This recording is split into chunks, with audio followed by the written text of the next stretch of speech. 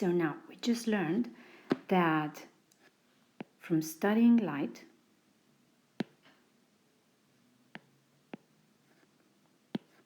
we can find out what the temperatures of things like stars, planets, you, your pet, anything are, right? Those things, we call them black bodies, right? And remember, this light, we also realized that is thermal radiation, right? And remember, there are how do we get the temperature, right? So in order to get the temperature of anything, we're gonna measure intensity.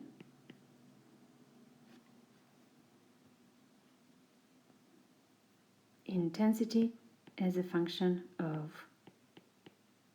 wavelength or lambda, right? And we usually get a curve that shows up like that. It has a maximum, right? So this is going to be the maximum intensity here, and that corresponds to a certain wavelength, right? Wavelength at which the intensity is maximum, and then we apply Wien's law and we get the temperature, right? Which is pretty darn good because we can't just stick the thermometer inside the sun or the earth, or so in average that's how we find out how hot a certain galaxy or a cloud or other stars can be, or a black hole if you want. We're gonna get to that in a week or so, right?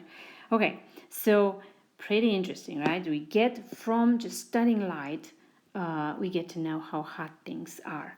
And now in this little lecture, we are going to dive into finding out from light about what the things are made of.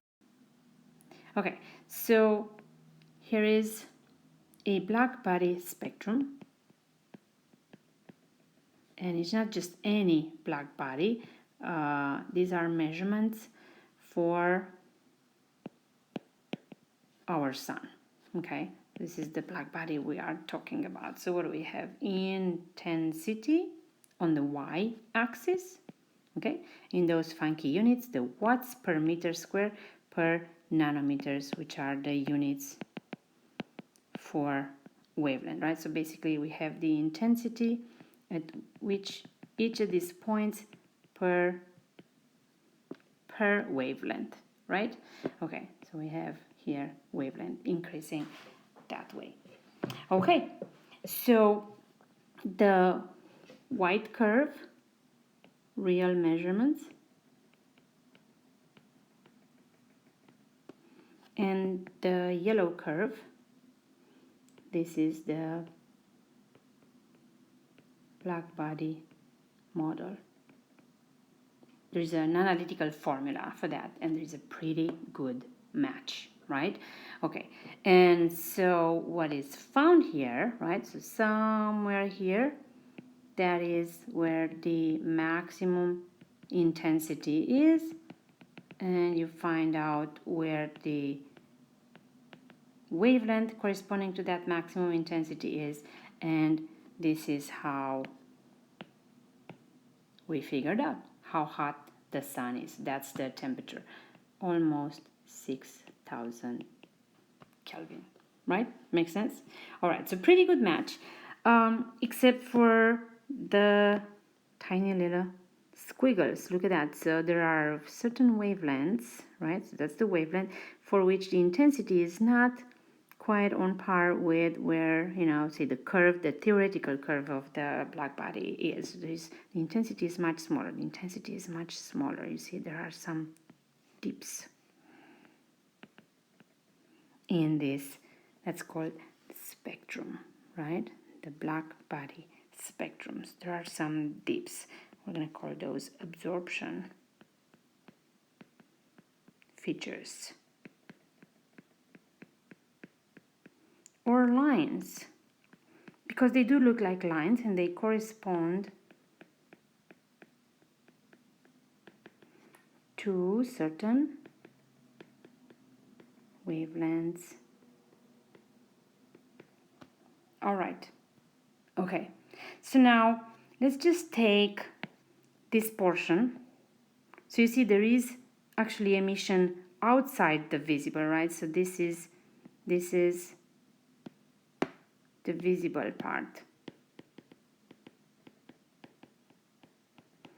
And you see there is a maximum here, right? The max intensity is around the yellow. That's why it looks yellow to us, okay? But it does emit in red and it does emit in blue. It does emit in infrared and, you know, even longer wavelength in radio, right? We're just not going to see that with our eyes. And it does emit in X-rays and tiny, very little in gamma rays, right? So there is emission is just very little compared to how much it is in the visible. So the visible part, right? And if let's stretch it. Okay, so it's going to look like a ribbon, right? So you're going to end up with blue here, right? Somewhere here is going to be yellow, somewhere here is going to be green, and then redder and redder, right? So a ribbon, and that's going to be a long one. So cut in pieces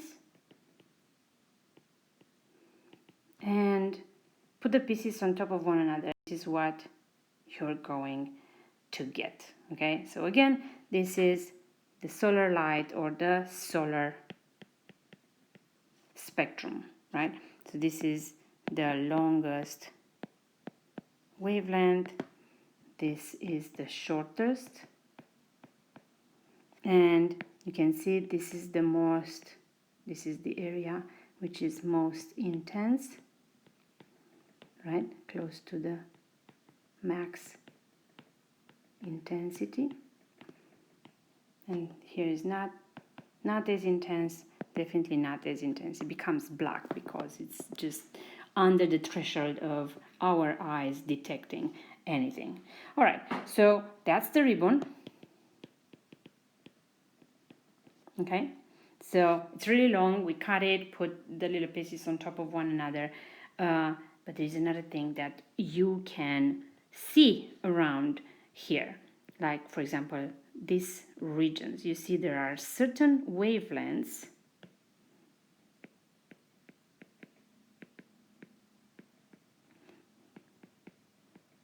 where intensity is lower. Okay, so low that it appears that there is no light. Okay, so low that is basically not observed. We know it's low. This is actually where we see those dips we identified in the previous look at how the spectrum looks like, right? So the intensity was on a y-axis, and then we have the colors, right? So it looked like that, okay?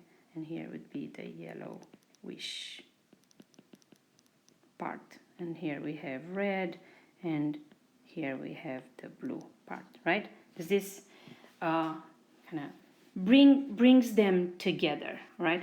So the thing is, we're going to talk about why is it that certain wavelengths, right, are basically absorbed.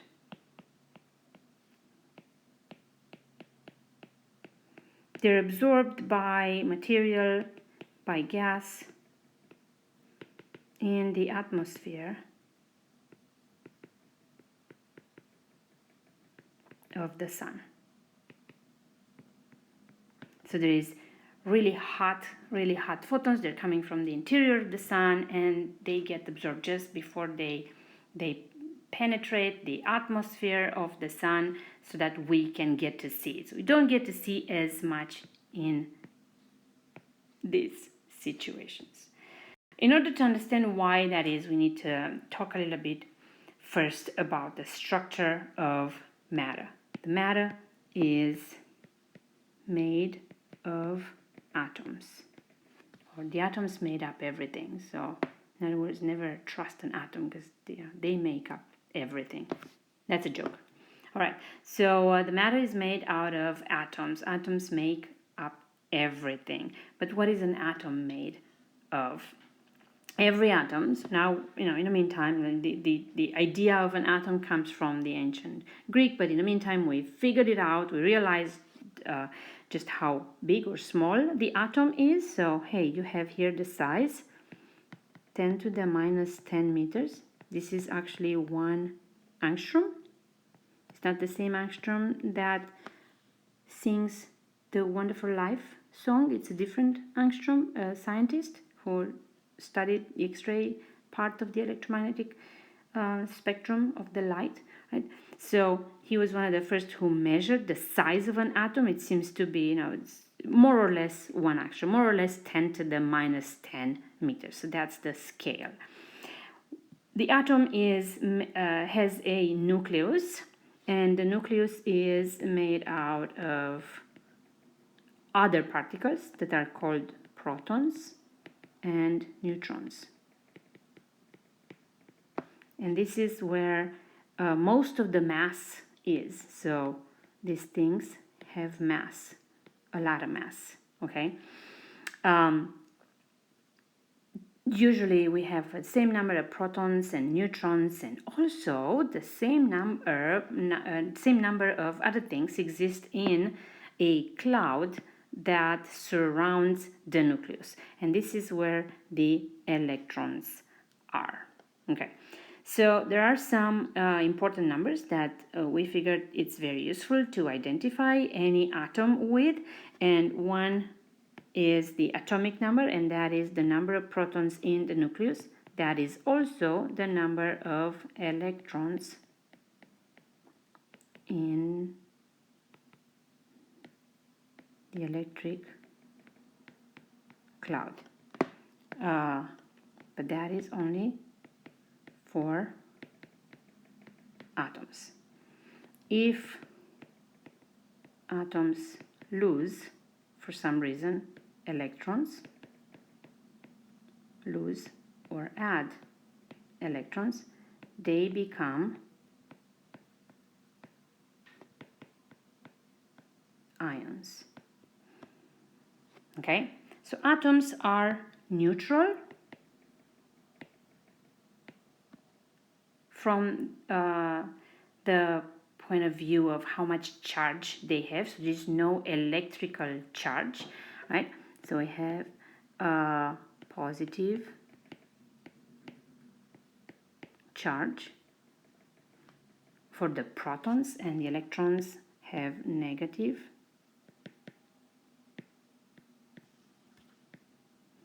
And they're equal in amplitude, in size, the charge itself. And so as long as this equality holds, then you end up with a neutral atom, right? Because the number of positive charges is going to equal the number of negative charges. All right, but if that number is not going to be equal, because one of these electrons has enough energy to escape the bind there, the electric bind, and that's pretty much all I'm going to say. There are full courses of electromagnetism that discuss how that becomes possible, and so therefore the atom is going to lose an electron, or if an electron somehow, a free electron loses energy and it's going to be caught by an atom, then that's going to be the situation when an atom adds an electron, and so that atom becomes an ion. Another thing that is important to quantify or characterize an atom with is the atomic mass number. That basically says just how much mass is in a certain atom, and that is given by the total number of protons and neutrons. Just for your own consideration, the mass of an electron is about 2,000 times smaller than the mass of a proton. And the mass of a proton is very similar to the mass of a neutron. So basically, they have a lot of mass, right? Very little mass. Basically negligible, right? It doesn't really matter in terms of mass whether there are electrons inside an atom, but it is going to matter in terms of their charges, right? So it does matter how many electrons we have for the total charge of the atom. Okay, so we have here some examples. We have the atom of hydrogen, okay, and that is one proton, okay, with a positive electric charge, and if there is one electric here, you end up with the atom. But most of the mass is in the proton, right? It's not going to matter whether there is an electron there or not. And here is the atom of helium, or if you want, just the nucleus of helium, so you end up with 2 protons and 2 neutrons. Therefore, the atomic mass is going to be 4. Okay, here's another example, the carbon. So there are 6 protons and 6 neutrons in the nucleus of the carbon, right? They're not all represented in this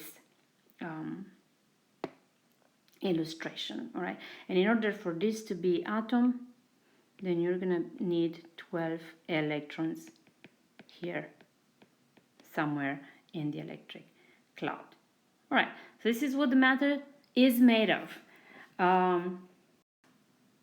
Hey, just for you to have some fun and maybe to help you better remember these things that we just discussed about the atom. Here are two jokes about atoms. And the first says, hey, a neutron walks into a bar and asks how much for a beer, and the bartender replies, obviously for you, no charge, you being a neutron. Its name says it all. It doesn't have any electrical charge. Okay. How about the second one? So we have 2 atoms walking along, and one of them says, oh no, I think I lost an electron. And the other one says, are you sure? And of course, the first one is going to say, yes, I'm positive. That is positively charged, because now number of protons is going to be number of electrons left plus 1, the lost one. So negative charge is going to be smaller than the positive charge from the protons. The negative charge comes from electrons. So overall,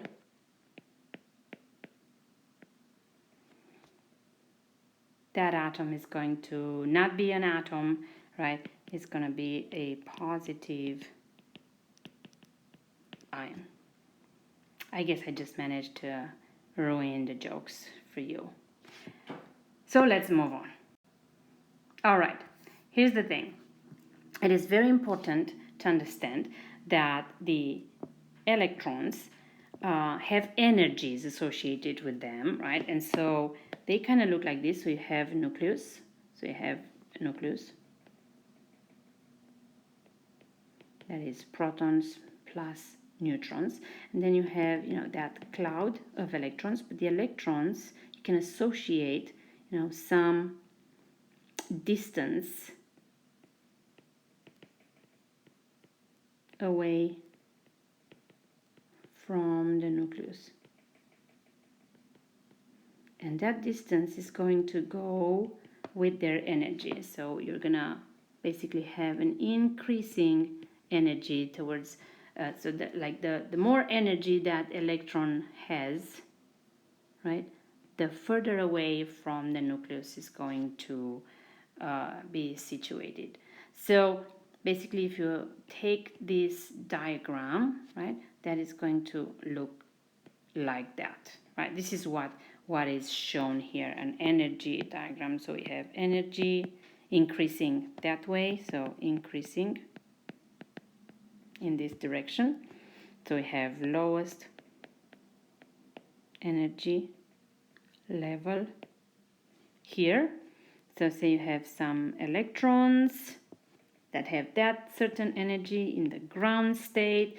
It turns out that, you know, if there is a certain photon of light, remember that energy is h, the Planck's constant, times the frequency.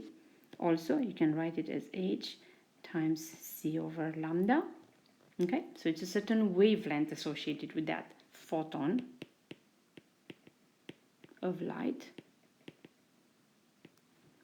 And if that energy, you know, doesn't match the exact difference in energy in the energy levels in that particular atom, then that photon is going to go unseen, right? So the photon basically will not interact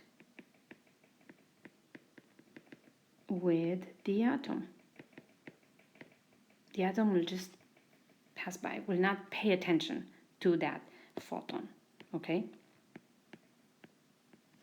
But if that energy, HF, right, the energy of a photon,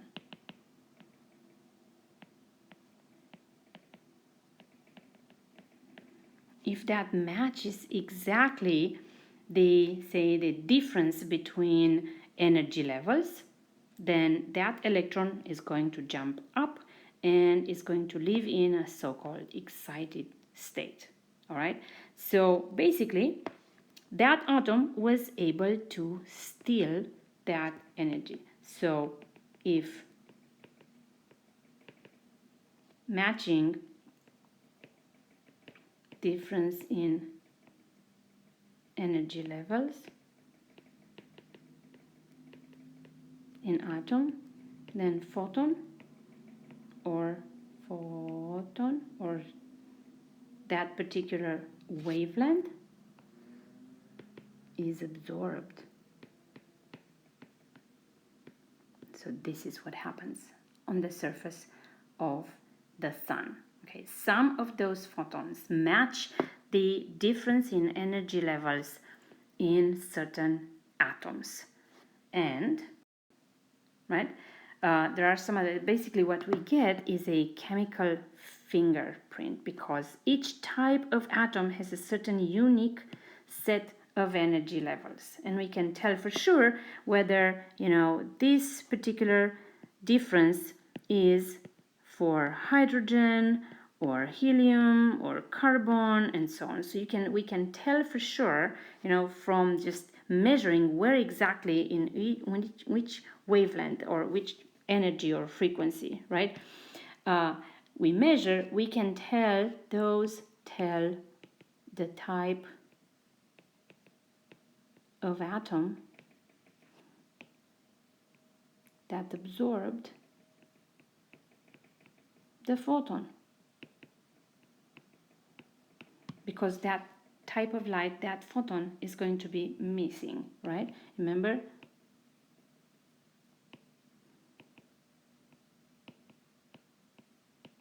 the dips in the solar spectrum. That's what causes them, right? So atoms can absorb the photons with those same energies, and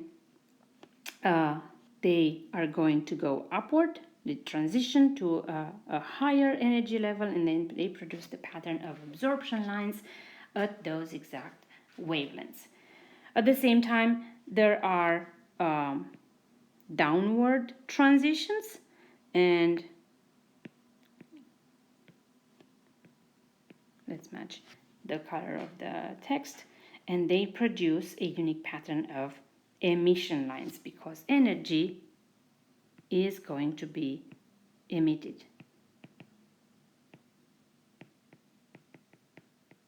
Energy emitted. Right, so at some point that electron that went up, maybe it was in a fundamental state, it was a photon that matched maybe this transition, and it's not going to stay for long there, you know, nobody likes to be in an excited state for long. Then it's going to de-excite and go back to the fundamental state, and in that process is going to emit a photon of energy of that exact wavelength corresponding to the difference between these two energy levels. Interesting, isn't it? And here are some examples of the fingerprints. So we have here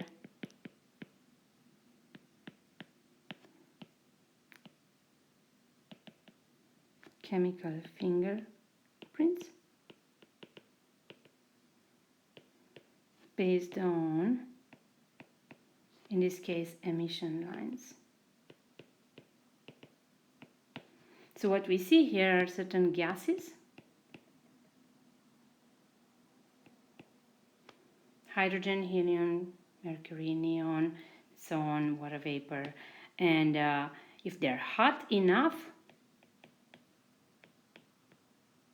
then those electrons of them, they're going to be in higher energy levels or excited energy levels, and they are going to de-excite eventually. They're not going to stay there, and that gives rise to these emission lines of different energies or wavelengths, right? Some are blue, so shorter wavelength. Some are red, so longer wavelength. Interesting, right? So of course, you don't need to measure this, but I wanted you to understand what these spectra are and what is that we learn out of them. And here is an example. This is actually a spectrum, right? As long as we have intensity as a function of wavelength, right? So every time we have intensity as a function of wavelength, that is a spectrum, right? So you just measure the intensity at each wavelength, whatever that is, and then maybe you're gonna get some spikes down, up, right? We're gonna see maybe something like this. And I can tell you right off the bat, this is the spectrum of Mars.